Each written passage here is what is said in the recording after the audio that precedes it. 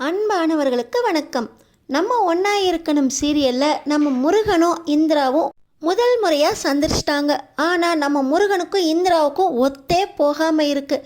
இவங்க ரெண்டு பேருக்கும் கல்யாணம் நடந்தால் நிறைய பிரச்சனைகள் வரும் அப்படிங்கிற சூழ்நிலையில் முருகனும் இந்திராவும் எப்படி ஒன்று சேர போகிறாங்க, என்னென்ன பிரச்சனையெல்லாம் சந்திக்க போகிறாங்க தெரிஞ்சுக்கிறதுக்கு முன்னாடி இந்த வீடியோக்கு ஒரு லைக் போட்டுக்கோங்க. ஸோ பார்த்தீங்கன்னா சிக்கனமாக இருந்தால் தான் நம்ம வாங்கி போட்டிருக்க இடத்துல இன்னொரு மெஸ்ஸை கட்டிட்டு போக முடியும். ஏற்கனவே நம்ம இங்கே இருக்கிற இந்த மெஸ்ஸில் அண்ணன் தம்பிங்க பிரச்சனை அப்படின்னு சொல்லி என் முகத்தை பார்த்து தான் இந்த மெஸ்ஸை நடத்துறதுக்கே பர்மிஷன் கொடுத்துருக்காங்க.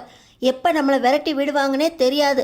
நம்ம முதல்ல சீக்கிரமாக அந்த இடத்துல மெஸ்ஸு கட்டுறதுக்கு பணத்தை சேர்க்கணும் அப்படின்னு ரொம்பவே சிக்கனமாக இருக்கார் கந்தசாமி. இன்னொரு பக்கம் இந்த கந்தசாமியோட லக்ஷ்மி மெஸ்ஸில் அந்த பையன் முருகன் என் சட்டையை கையை வச்சிட்டான். கல்யாண நாள் அதுவுமா எவங்கிட்டே போய் நல்லா வாங்கிட்டு வந்திருக்கீங்களா அப்படின்னு என் பொண்டாட்டி என்ன காரி துப்புறா.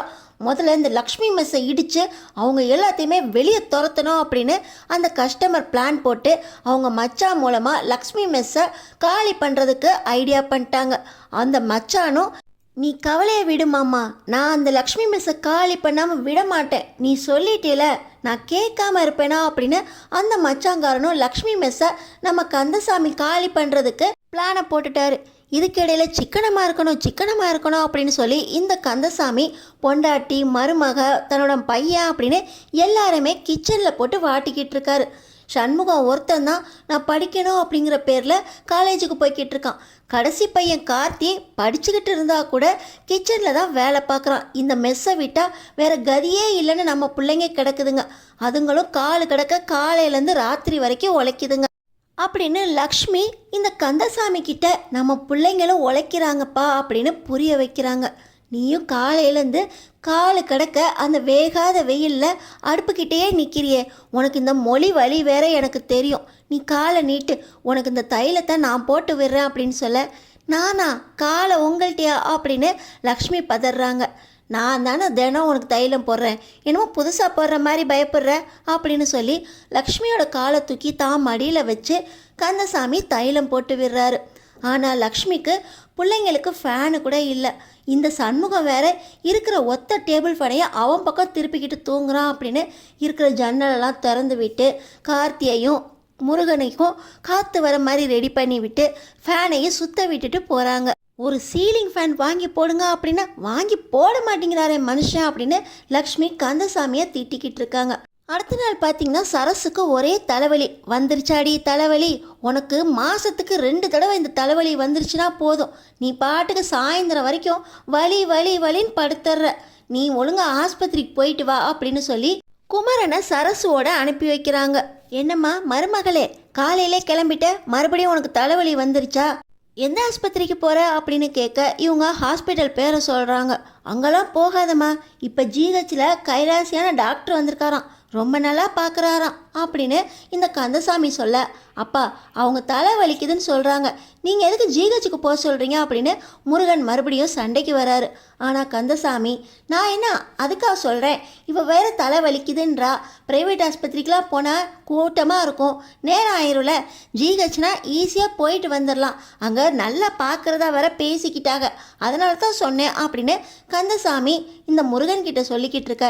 சரிங்க மாமா நாங்கள் போயிட்டு வரோம் அப்படின்னு சொல்லி சரசுவும் குமரனும் ஹாஸ்பிட்டல் கிளம்பிக்கிட்டு இருக்காங்க. டேய் முருகா, நீ இன்னும் மார்க்கெட்டுக்கு கிளம்பலையா, இந்த பையி போய் வாங்கிட்டு வா அப்படின்னு சொல்லி கந்தசாமியும் லக்ஷ்மியும் முருகனை எப்பவும் போல் மார்க்கெட்டுக்கு அனுப்பி வச்சா முருகன் காய்கறி வாங்கிக்கிட்டே ஃபோன் பேசிக்கிட்டு வர்றாரு. இன்னொரு பக்கம் பார்ட் டைம் ஜாபாக வேலை பார்க்குற இந்திரா டெலிவரிக்கு லேட் ஆயிடுச்சா அப்படின்னு ஜொமேட்டோ வண்டியை ஓட்டிக்கிட்டு வேகமாக வந்துக்கிட்டு இருக்காங்க. இவர் ஒரு பக்கம் வேகமாக ஃபோன் பேசிக்கிட்டே வர, இன்னொரு பக்கம் இந்திரா ஃபோன் பேசிக்கிட்டே வர, 2 வண்டியை முட்டிக்கிட்டு ஒரு பக்கம் பார்த்திங்கன்னா அந்த முருகன் அப்பா திட்டுவார், நல்ல வேலை நம்ம சாமாலாக பொழைச்சிச்சா அப்படின்னு ஒரு ஓரமாக போய் வண்டியை நிறுத்திட்டு இந்திராவுக்கு என்ன ஆச்சுன்னு பார்க்க வராரு. ஆனால் இந்திரா தான் இங்கே பள்ளத்தில் விழுந்து கிடக்காங்க. இந்திரா செம்ம கோவம் வந்துடுது. டெலிவரிக்கு லேட் ஆயிடுச்சு அப்படின்னு பார்த்தா நீங்கள் பாட்டு ஃபோன் பேசிக்கிட்டே வந்து என் வண்டியில் இடிச்சிட்டிங்களே அப்படின்னு சண்டைக்கு போகிறாங்க இந்திரா.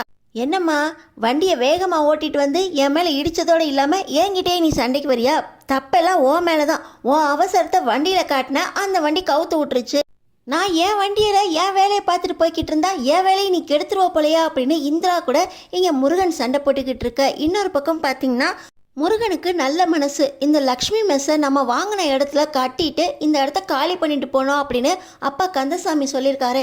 அதுக்கு பணம் சேர்க்கணுமே, அதுக்காக அவர் நிறைய ஆர்டர் பிடிக்கலாம் அப்படிங்கிற பேரில் தன்னோட சாப்பாடு ரொம்ப நல்லா இருக்கா அப்படின்னு பாராட்டி போன அந்த கஸ்டமர்கிட்ட போய் உங்கள் மண்டபத்தில் ஏதாவது ஆர்டர் வந்தால் எங்களுக்கு கொடுங்க, நாங்கள் நல்லபடியாக கரெக்டான டைமில் செஞ்சு கொடுப்போம் அப்படின்னு ஆர்டர் பிடிக்கிறாரு. இப்போ பார்த்தீங்கன்னா கந்தசாமிக்கு கோவம் வந்துடுது. என்னடா இருக்கிற எல்லாத்தையும் கொண்டு போய் நீ ஆர்டர் பிடிக்கிற கொண்டு போயிட்டீங்கன்னா இங்கே யாரா வேலை செய்கிறது? இவங்க ஏற்கனவே இங்கே கஷ்டப்பட்டுக்கிட்டு இருக்காங்க, இவங்கள கூட்டிகிட்டு போய் இன்னும் கஷ்டப்படுத்த பார்க்குறியா? இனி இந்த ஆர்டர் பிடிக்கிற வேலையெல்லாம் வேண்டாம், இருக்கிறத நல்லா பார்த்துக்கிட்டாலே போதும் அப்படின்னு முருகனை கண்டிக்கிறாரு. நம்ம முருகனும் இந்திராவும் இப்படி சண்டை பிடிச்சிக்கிட்டு இருக்கும்போது அவங்க 2 பேரும் எப்படி கல்யாணம் பண்ணிக்க போகிறாங்க, கந்தசாமி எப்படி தன்னோட லக்ஷ்மி மெஸ்ஸை ஒழிக்கணும்னு வர ஆளுங்கள்ட்ட வந்து காப்பாற்ற போகிறாரு, எல்லாரும் ஒன்றா சேர்ந்து அவங்கள எதுக்க போகிறாங்களா? அடுத்தடுத்து என்ன நடக்க போகுதுன்னு தெரிஞ்சுக்கிறதுக்கு நம்ம சேனலை சப்ஸ்கிரைப் பண்ணி தொடர்ந்து பாருங்கள்.